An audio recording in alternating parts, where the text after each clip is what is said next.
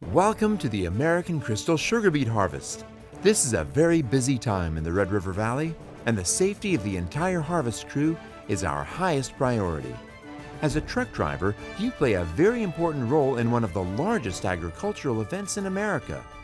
This year, the piler operators, ground crew, scale house workers, and truck drivers will work together to process 500,000 truckloads of sugar beets at 5 different factory yards and 31 outside piling sites throughout the Red River Valley. Fluctuating weather conditions along with high and low temperatures will affect the work you do as a truck driver. Proper harvest, driving, and piling techniques are critical to successful long-term sugar beet storage. Whether this is your first year with us or you have years of experience as a harvest crew truck driver, we're glad you're part of the American Crystal Harvest Team. Working together, we can make this a rewarding, safe, and profitable time for everyone. Experience has shown that proper defoliating practices are the most important factor in preventing frost damage. A solid, healthy leaf canopy can protect the beetroot from frost damage even over several hours of sub-freezing temperatures. Therefore, it's possible and even beneficial to continue harvest operations through fairly low temperatures on freshly topped beets. This means the defoliator must be operating directly in front of the lifter during sub-freezing harvest operations. The leaf canopy is also important for keeping the beetroots cool during warm, sunny days. Whenever frost or heat is in the forecast, defoliating whole fields ahead of the lifter is not a good idea, since it may lead to load rejection. This affects you directly as a truck driver. If a truckload of beets is determined to be unfit for storage due to frost or heat damage, dirt, trash, or tops, it will be sent back to the field to be dumped. A member of the ag staff will follow up to confirm the location where the rejected beets were discarded. When you come to drive a beet truck for the first time, you'll want to make sure your hauler ID card is available and ready to give to the weighmaster once you get to the beet receiving station. Be sure it is for the correct field and contract. Most drivers prefer to have a single hauler ID card on a metal clip to secure the card from the wind. Make sure the clip is attached to the top side of the card to avoid damage to the barcode. Grease, dirt, and scratches on the barcode can make scanning difficult and slow the process at the beet receiving station, so keep the barcode clean. Next, you'll do a pre-drive check of your truck. Check the engine oil and the fuel tank to make sure there's enough fuel to run the shift. Check to make sure all truck lights are clean and functioning properly. Check the tires and whether or not the truck is still loaded. And make sure the tear dirt from the previous load has been dumped before you begin loading beets.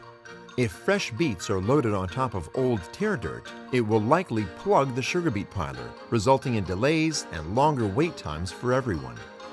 Please be sure your truck is clean and that your end gate closes properly before loading beets. You may also want to check the weight of your truck to make sure the lifter operator is loading it within the legal limits, and that the top of the beets in your truck are at least 12 inches below the sides of the box. The grower should be able to provide you with information about your truck to ensure that the loads you are hauling conform to DOT regulations. Also recognize that safety is always our first priority, both for you and everyone else on the road. If your truck is dropping mud onto public roads, be sure to alert the grower so he can display the appropriate warning signs on that roadway. The risk of accidents and injury can be greatly diminished if everyone follows proper procedures and guidelines during harvest. Once your truck has been loaded and you're on the road to the beet receiving station, remember that the rig you're driving is very heavy and requires plenty of extra time to stop. Follow the speed limits carefully and obey all traffic signs. Speeding in a beet truck is very dangerous. You'll save more time going through the scales efficiently and picking the right piler than you ever will speeding down the road. As a truck driver, it's your job to get the sugar beets from the field to the beet receiving station in the most safe, steady, and efficient way possible. You'll be driving a truck carrying between 15 and 27 tons of beets on each trip. In other words, between 62 and 110,000 pounds of steel and beets hurtling down the public roadways under your control. That's the same weight as 30 luxury sedans. Try to keep that in mind as you approach a stop sign or a turn. Remember, the faster you're driving, the longer it will take to stop without incurring costly wear on the brakes or imposing danger on yourself and other motorists. A loaded beat truck needs plenty of space to stop safely. As soon as you get behind the wheel, you are responsible for your truck. Trucks that are overloaded are dangerous and illegal, creating hazards both in the yard and to other vehicles on the road. A dozen or more cars are damaged every year during harvest from sugar beets that fall off of trucks on public roads. State troopers know this and will pull you over and fine you if they see beets falling off your overloaded truck. A mature sugar beet weighs 3 to 5 pounds and can be deadly if they roll out of your truck and onto the windshield of an oncoming car. Speed limits within the yard are also strictly enforced. When you enter the yard, always watch for other vehicles and people. Under certain weather conditions, you will be directed to stop at the chop stand. The chop stand will be located just in front of the scale or just after the scale, depending on the site. You must stop at the chop stand if the stand signal light is on and there's an inspector waiting to check your load. Stands that don't have signal lights may have a sign saying open, or you may be directed by the beet inspector to pull over so that your beets can be checked. Make sure you pull up close enough to the stand so that the beet inspector can reach the center of the load. When he's finished checking your beets, he will give the scale house approval or disapproval for you to proceed to the piler. As you approach the scale house, have your hauler ID card ready, and remember that the weighmasters have been trained to receive and return your ID card in 15 seconds or less in order to move the trucks through the scale house as quickly as possible. Help them meet their 15-second goal by keeping chatter to a minimum.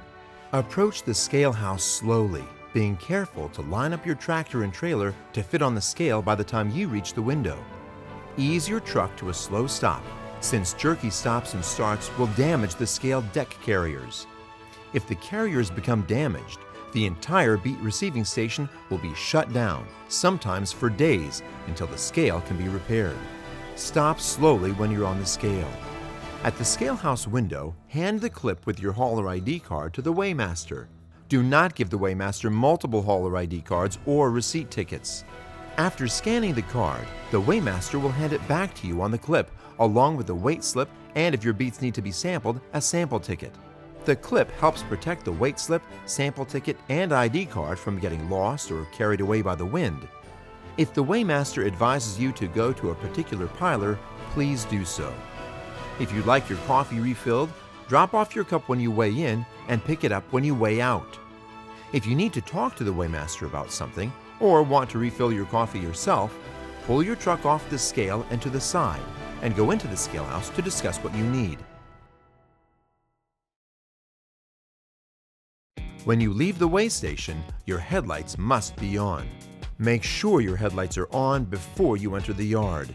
This is a critical safety measure that allows other trucks to see you and makes it easier for you to see the ground crew workers.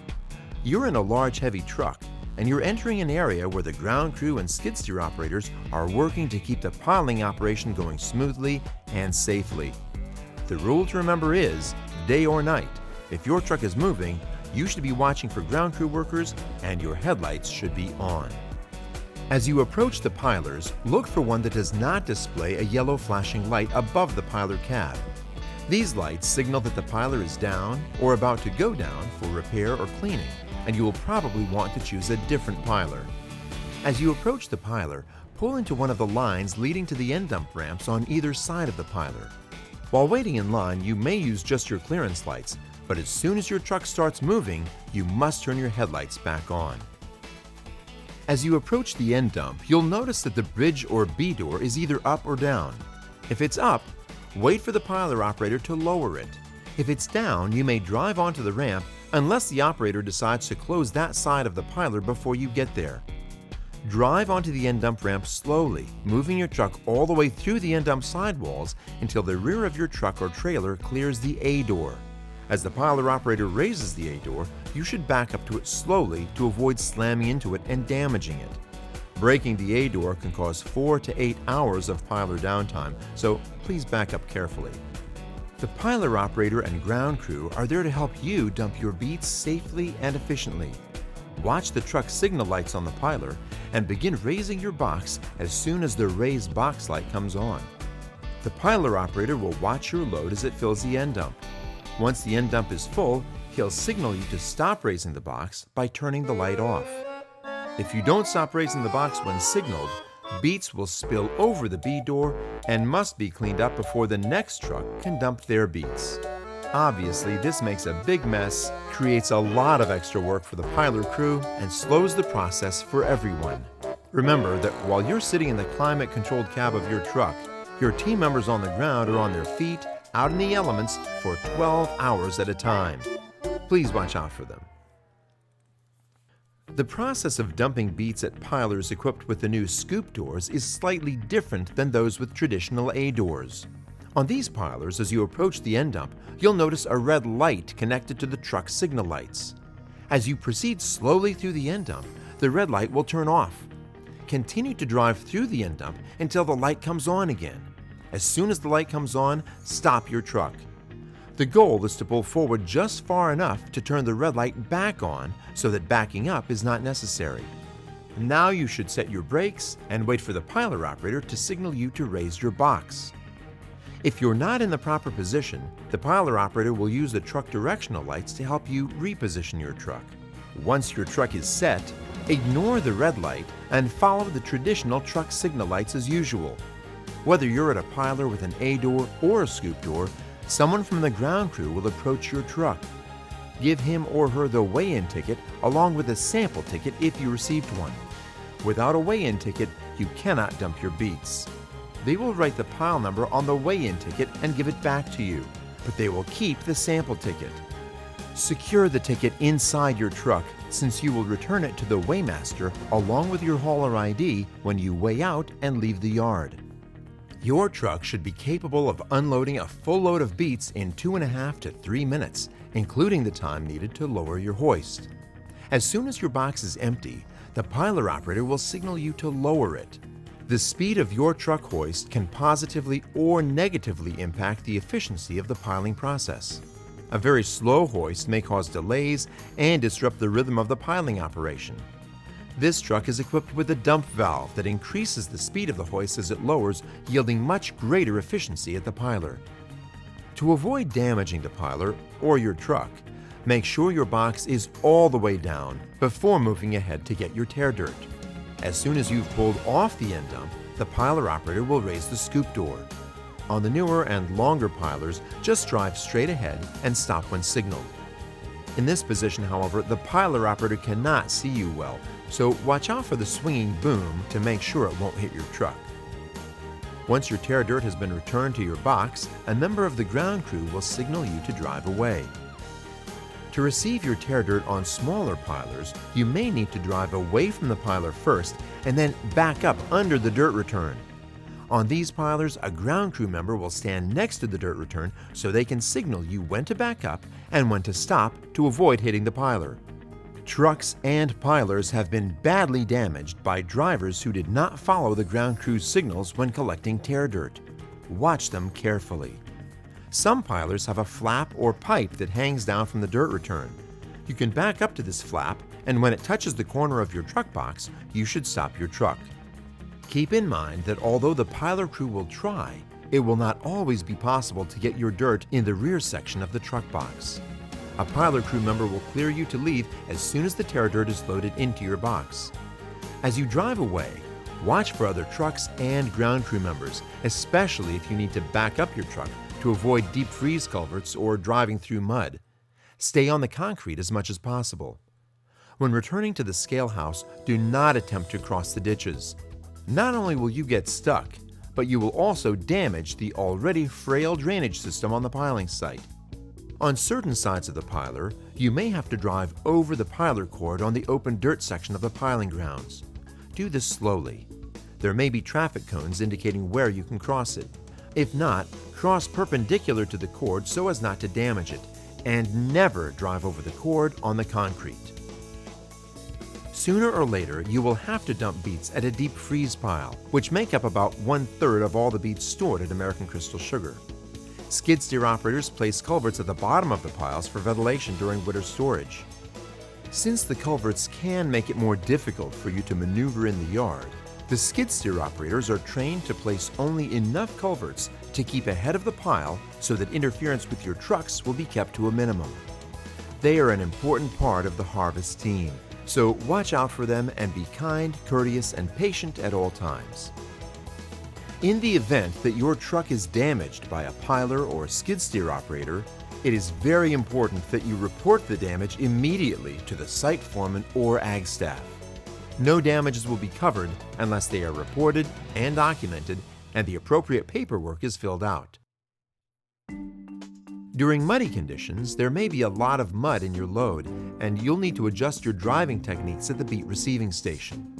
When you first approach the piler, allow a gap of about 100 feet between your truck and the end dump, in case the truck ahead of you has to back up to avoid getting stuck in the mud. After you pull onto the end dump, the piler operator may signal you to wait before raising your box.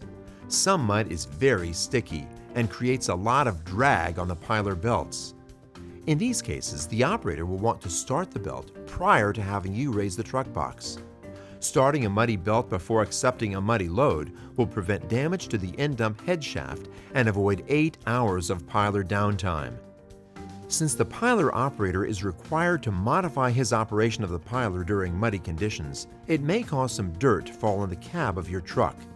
This is especially true if your truck is parked under the dirt return belt while dumping. If the piling grounds are muddy, you may have to back up across the end dump to avoid turning around and driving through the mud. In this case, the piler operator will open the bridge door and allow you to back across it after you have received your tear dirt. Remember, you are responsible for your truck, so before you back up, make sure your truck is lined up with the sidewalls of the end dump. You can always ask the ground crew for help in lining up, but you are still responsible for your truck.